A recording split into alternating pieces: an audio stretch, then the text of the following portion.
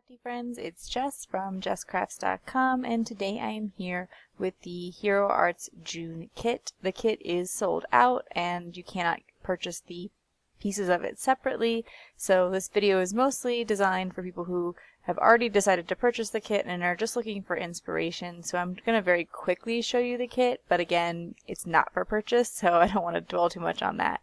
But there's some stamps and dies.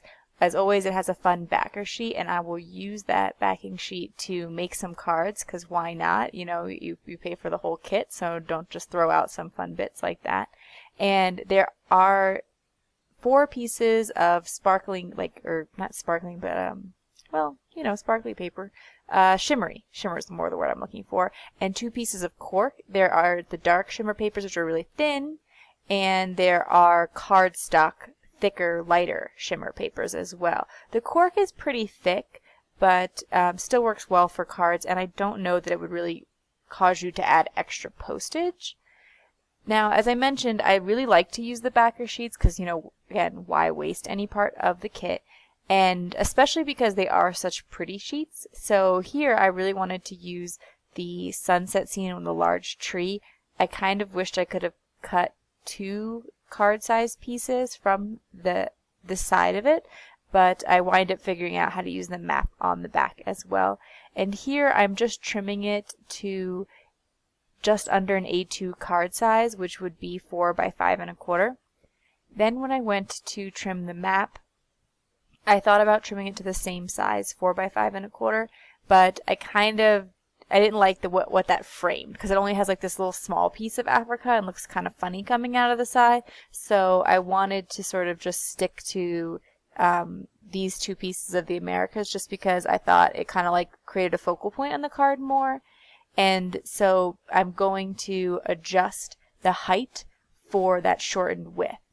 And I'm still going to keep it like the same proportions as an A2 size card, but just trim it down a bit. And then I'm going to put it on some black cardstock. So as you can see, it's probably like maybe 1/2 inch smaller than the other piece. But cut it up to the way that you personally like it for sure. And if you enjoy the map more, use that side. I decided to die cut a bunch of the animals at one time, just because, you know, if you're going to send it through the die cut machine, you get a few cuts, why not? And save yourself a bit of time and have a bunch of pieces sitting on your desk that you can work with. So I put 3 pieces of black cardstock in a stack. The other thing you could do is, since I taped all the washi to that one piece of black cardstock, once you remove the die cut pieces, you can keep the pieces attached to that small piece of cardstock and keep sending it through, and it will keep die cutting. But you won't have to keep placing the dies all over it. I hope that makes sense. I've used this technique before. When you stamp out something on your MISTI, you can die cut several of it by just keeping the dies taped to the same size piece of cardstock, stamped in the same exact way. So you can do the same thing here, but a little bit simpler because you don't have to worry about the stamps. I decided to put that map piece on some black cardstock, but rather than just to mount it straight, I wanted to add a little interest. I put it on a sort of tilt, and then I turned it over to trim off the edges. And I knew that I'd want to use the black die cut silhouettes on both of these pieces. Since I had gone through and cut a whole bunch of them, I kind of played around. Looking at it now, I kind of like the lion better, but I thought that he was a little small and didn't quite fill the scene, so I decided to go with a larger die cut, and I wind up choosing the elephant. I like the elephant because of his size. He kind of stands alone a little bit better on a card base. And the die set doesn't include a die cut for each of the stamps because it is a 6 by 8 really large stamp set. And I think that kind of makes sense not to have a die for every single tiny little piece, because one, it would be incredibly expensive, but also because most of the time you're just going to stamp them in black anyway. They're silhouette dies, so I think that, you know, you don't always need to cut them out since they're solid stamps, but that's just, I guess, a personal opinion. I really liked the Hakuna Matata sentiment in this stamp set. I like to make a lot of cards for different charity organizations, and I thought that Hakuna Matata would be like a fun kid card sentiment, but there's also a Be Strong sentiment. For me personally, I'm going to use just those 2 because those are going to work best for the cards that I'm going to donate. However, there are a lot of other fun sentiments in the stamp set, and I appreciated that they included sentiments for a variety of occasions. So I stamped a bunch of the Hakuna Matata because I knew I'd use it on a few different cards throughout my card making today, and I stamped it, I think it's like 3/4 inch wide cardstock, so that the sentiment fit comfortably but it wasn't too wide. And I stamped that all in the VersaFine Onyx Black ink because I like it for stamping sentiments. It's always crisp and clear.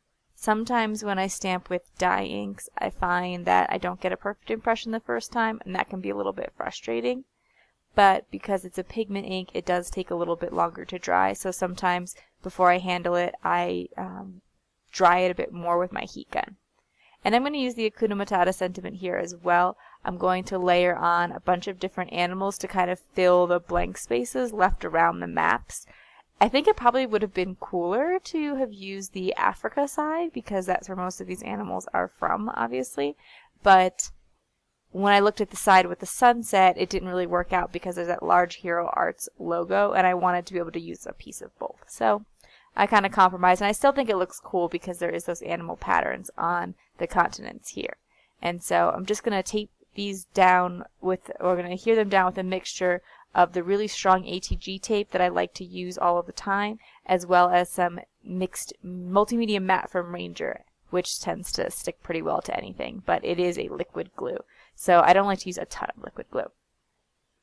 For the next card, I'm going to be experimenting with this raffia, I think is what you call it, the stuff that was tied around the package. Usually there's ribbon tied around the package, and sometimes I'll use that in my cards, but this time it was this fun raffia. And it's like crumpled up paper, folded up paper, so you can unfold it and see the bigger pattern. So I think that it would be fun to use in its original form, but I also like that it created these really wide, fun animal print stripes if you unrolled it. So basically that's what I decided to do. I wanted to really use those bold animal patterns. There's not really a lot of pattern paper in the stamps, actually in the kit, but I'm kind of creating my own pattern paper with the raffia, and I'm going to just lay it down in a pattern of the orange and then the black and white, orange, black and white, and I'm not going to make you watch me untwist all of this paper because it does take a little bit of time. And overall, I tried to speed up the video quite a bit so that you can get a lot of card ideas in a short amount of time, and you don't have to, spend hours and hours on the video. But I did think it was important to really get a lot of adhesive on I'm putting it on some white cardstock. I thought that was important just because it kind of tends to curl, and if it's not adhered all the way down, it won't create as smooth of a pattern paper look. I am going to adhere the overlapping bits to the back, but you could also just cut it off. I felt like it looked a little more finished tucking it around the edges, but that was really hard to do on the tops because the amount that was left over, the top and the bottom, was much thinner. And so then I wound up cutting those. And then I was kind of like, well, I probably should just cut all of it and it would have matched. But anyway, use whatever option works better for you if you want to give that a try. However, again, it's a really thin sort of material that's created, and it can be a little bit tricky to cut straight in my experience because it kind of just tends to tear. It's like almost like a tissue paper in terms of its thickness. I cut a circle with a stitched die cut, and I try not to use a lot of extra stuff when I'm working with a kit just because I kind of want to show that with some simple cardstock, you can really go a long way with these kits. You don't need to have everything under the sun. And I want you to feel like you get a good value out of your kit. So showing you all the different possibilities with the supplies. And that's why I use things like the backer sheet and the wrapping and things that are kind of garbage, but aren't because they're cool. So I decided it was fine to use a circle though because anyone can cut a circle. Just trace a cup and there you go. So I created this frame because I kind of wanted to tone down the animal stripes. As much as I think that they're really cool and I like being able to create a pattern paper, I also think that there's a lot going on when you layer all those stripes together. So I just sort of created a black die cut around it and then put in one of those other, like I told you, I cut a whole bunch of black die cuts. So I put an elephant in the center and then added that sentiment.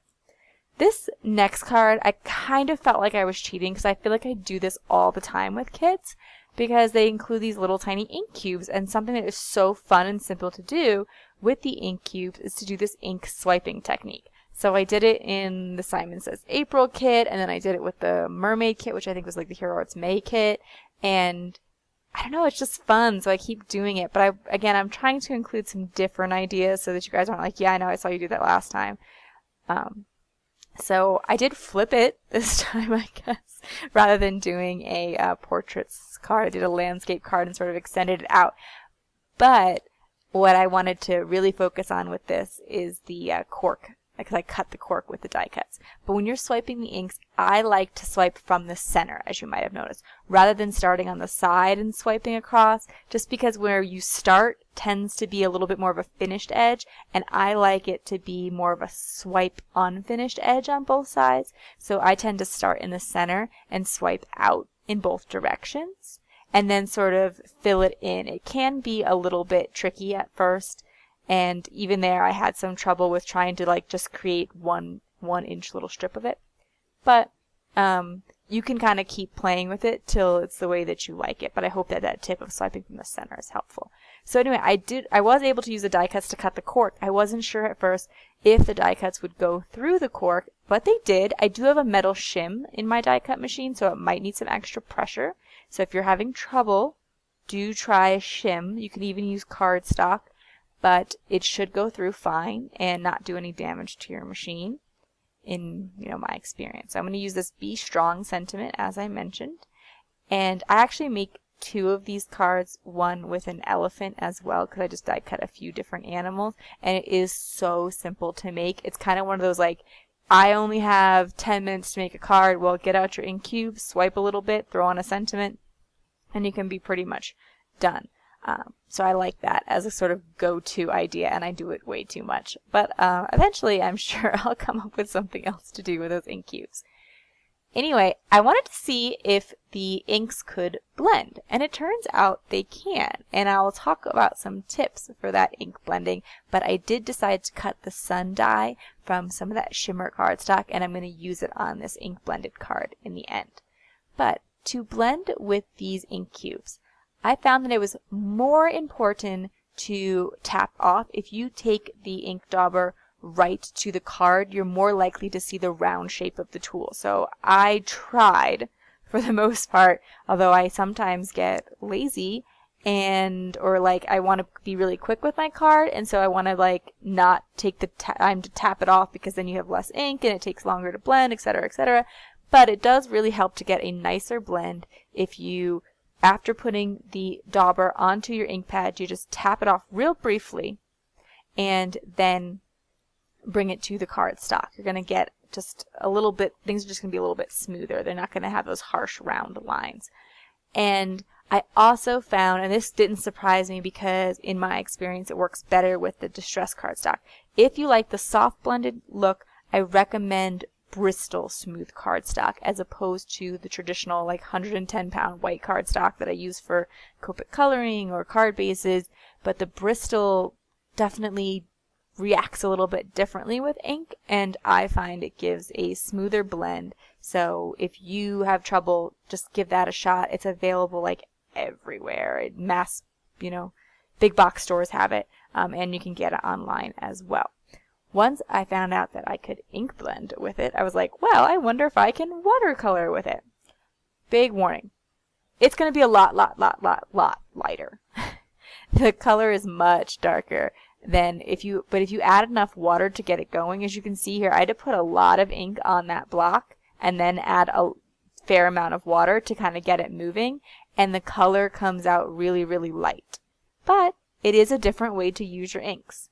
And if you don't have watercolor, although I'm sure a lot of us do, or if you really just want to match the colors in the kit, you can use this method. So I just smushed some ink onto a acrylic block, then added a fair amount of water to get the color moving around, and just sort of wiped it across. It blended pretty nicely, all things considered. I thought it had a nice sunset look. And I know a lot of people were sharing different sunset cards with other forms, like, with other traditional watercolors or adding distress inks or whatever to the kit, which is fine because a lot of us have those supplies. I mean, I do too.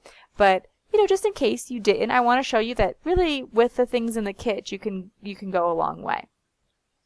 So with this card, I cut off the bottom of the sun so that it kind of looks like it's either setting or rising. I think based on the colors, it'd be more like sunset. Sunsetting behind the grass. And at first I kind of thought that was a not very smart idea, because usually when you see those sunsets, the grass area is not green, it's black. But I kind of just decided to go with it. I didn't want to stamp any of the animals on this card though, because again, they should be then silhouetted if they're solid. If there's enough light for you to see the color of the grass, you should see the color of the animals. So I didn't want to include an animal because you can't color them. Instead, I decided to kind of just add a little bit more interest to the scene with adding the texture of the grass. There's this really long grass piece in the stamp set, and there's a little small tuft of grass. And here I'm just stamping the grass a bunch of times. Sometimes I'm stamping it once and then 2 or 3 extra times to sort of just create the look of texture. So it's not a good solid stamp, but it's a lighter version of the stamp. It just sort of fills it in and makes it look a little bit more like a plane. And I then stamped again the Be Strong sentiment because I thought that it kind of went with the overall theme. Like, I think the Hakuna Matata makes more sense with the animals, and since there was no animals on this card, I went with Be Strong. Well, actually, sorry, there's birds. I do, in the end, add birds because I was looking at this and I was like, ugh, this is so plain and boring, and I saw all the little bird silhouettes, and I thought, well, you know, those will be something to add to the card, something with a little bit of interest. So I stamped those, and I like that the silhouettes include some groupings, some single, and then different kinds of birds. So it's not just like just the simple V birds. And then I'm going to turn the card over and I'm going to trim up those edges. So that's going to be attached to a card base. I keep saying card, but it's really like the panel that goes on the front of the card. Here, I again blended the inks. I didn't think you needed to watch me ink blend anymore, then because you all know how to do it pretty much, and I explained it a little bit before, so hopefully that was helpful. But if you have any questions, please let me know. I always take a look at the comments, and I try to respond at least a lot in the first couple of days of putting up a video. I stamped the grass, and at first I was a little bit disappointed with how thin the grass was. But I realized that you could stamp it a few times to build it up, or you could add some black ink along the bottom. I decided just to kind of keep it at the length that it was, and I'm stamping some of the trees in the stamp set too. You can make the trees look a little bit smaller, adjust the height by just sort of stamping off the paper like I did there. I wanted the second tree to look shorter than the first, and even though the stamp isn't, again, if you just bring the stamp down and let the excess hang off, that will work. If you, for some reason, can't let it hang off, you could just wipe the ink off that part of the stamp. You know, like say you had a white border around what you were working on or something. You either put some masking tape down or wipe off the ink so it doesn't appear to be as large when you stamp it. And I just created a really simple scene there. I think that what's cool about this kit is the ability to just make a couple of fun sunset backgrounds, whether you use the inks from the kit or you use whatever coloring mediums you have available to you, and then you can stamp some really pretty simple scenes, and with the sentiments that are in the kit, make all kinds of cards in that theme. I think that this would be a really nice kit to make like a stack of cards for someone for a gift giving occasion. Like you can make some thank yous and birthdays and, you know, general cards, and then give them away in a like collection to someone, because they would be relatively simple to put together. They'd all have the same sort of theme to it, which would look nice as a, you know, little gift. And yeah, so that's just another idea. You could package them all up. Here, as I'm stamping the trees and the different stamps on this watercolor paper, because I used watercolor paper when I created the dye ink background, and I think it's the Canson that I use, but I'll find it and I'll link everything in the video description.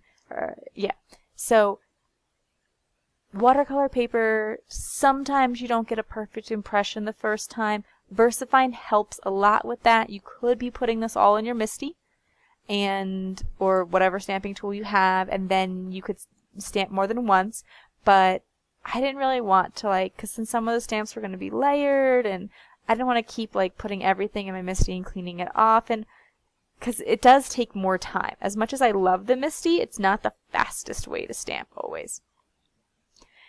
So I just decided to use blocks, but using the VersaFine helps. Holding it to the paper longer helps, like don't just tap it and go, leave it on there for a second. Also, using something underneath, like instead of just putting it on the hard table, I have a thick pad of paper that this is sitting on, which helps, but there's also foam. You can even take the foam out of your Misty and stamp on top of that, and I hear that helps quite a bit. I decided to stamp the Hakuna Matata in the colored ink, I think that's Mulled Wine is the name of the color, just so that it looked a little bit different. And I think in the end I went back and added some silhouettes of birds to that sky just because it felt a little bit empty. Here's where I decided to try to get a little bit more adventurous. I'd created a couple of sunset scenes, and that's nice, but a lot of people created sunset scenes, and I don't know, I was just trying to be a little bit different, I suppose. I thought, well, and I did see someone else do this where they like laid down a bunch of the animals and stamped them. So I'm not trying to say like, oh, I invented that, but just, again, trying to create 10 different cards.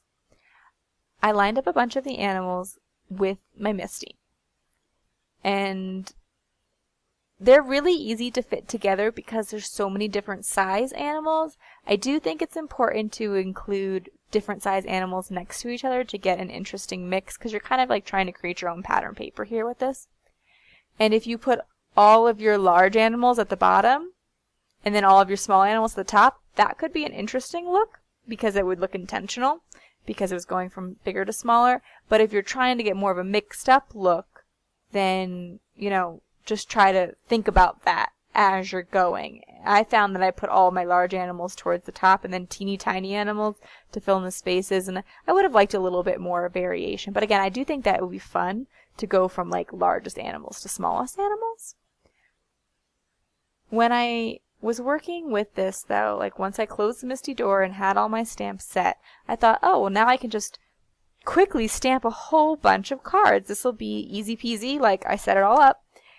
But in order to get the animals to lay off the sides here, you can't put the paper in the corner of the Misty. You could use the creative corners, but at first I thought I'd cover the whole thing and then there would be no place for the creative corners.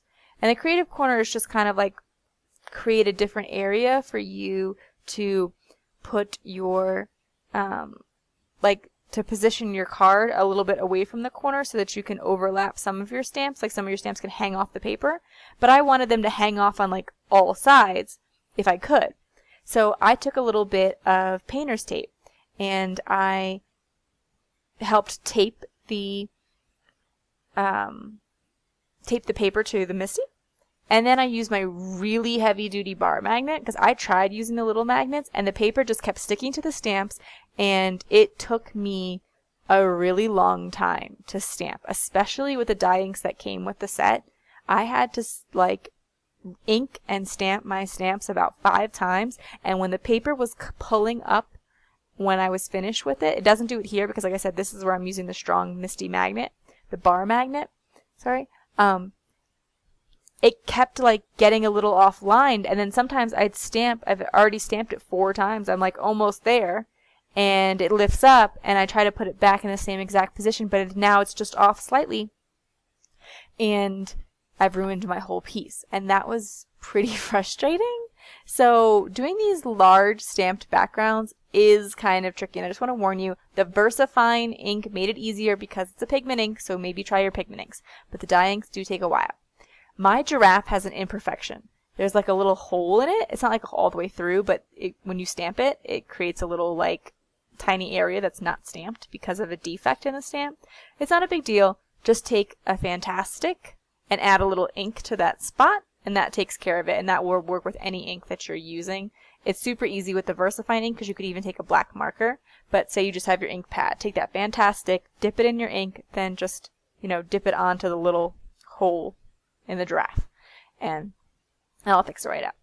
So now that I finally have some of these backgrounds inked, again, pigment ink, much easier to do. So give it a shot. But I was able to stamp a few with the red ink from the kit, and I'll show you that towards the end.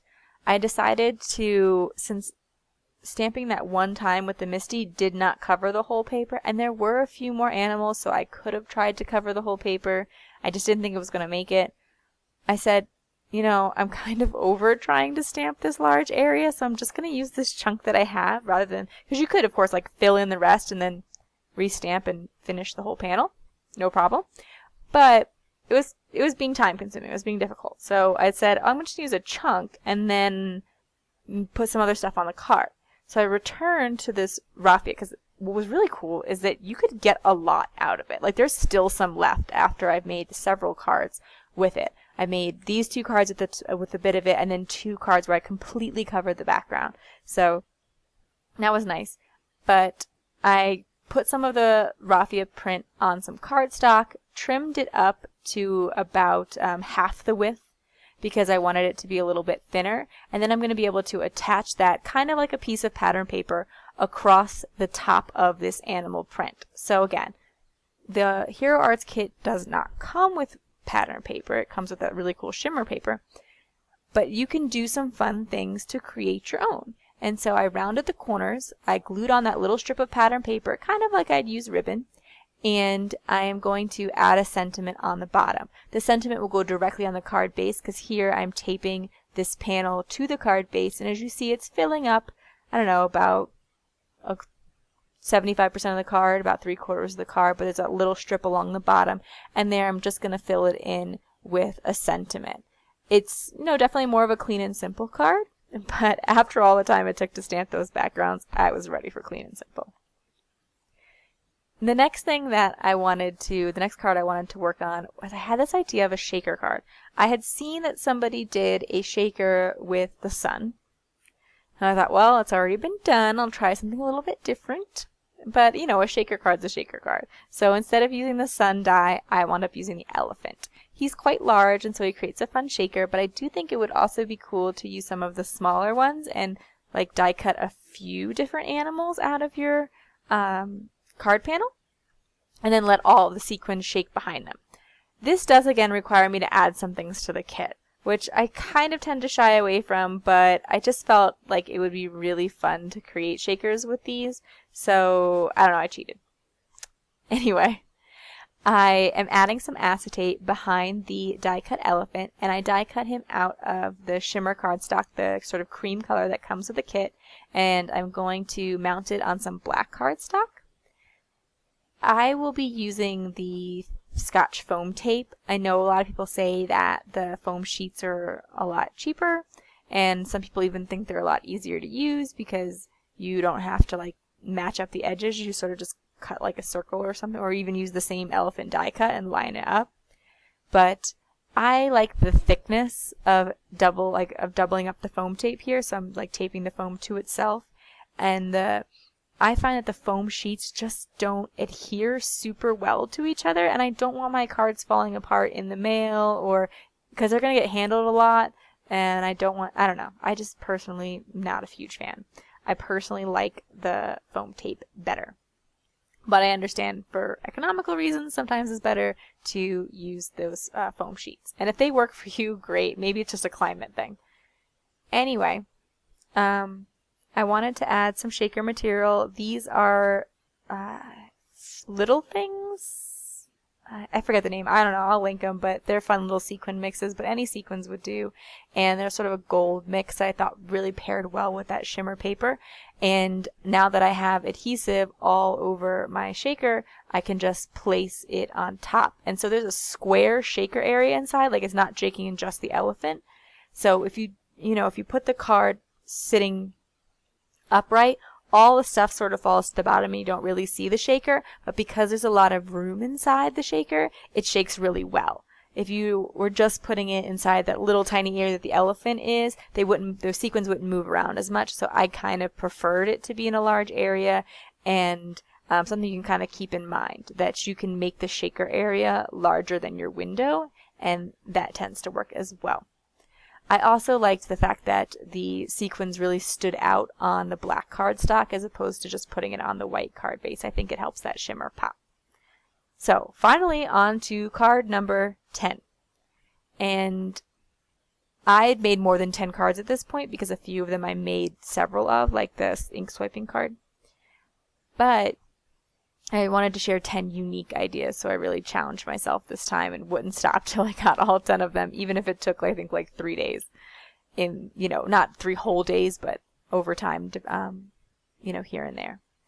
I decided to die cut the sun out of this shimmer piece, but to use the negative, like what's left from the die cut.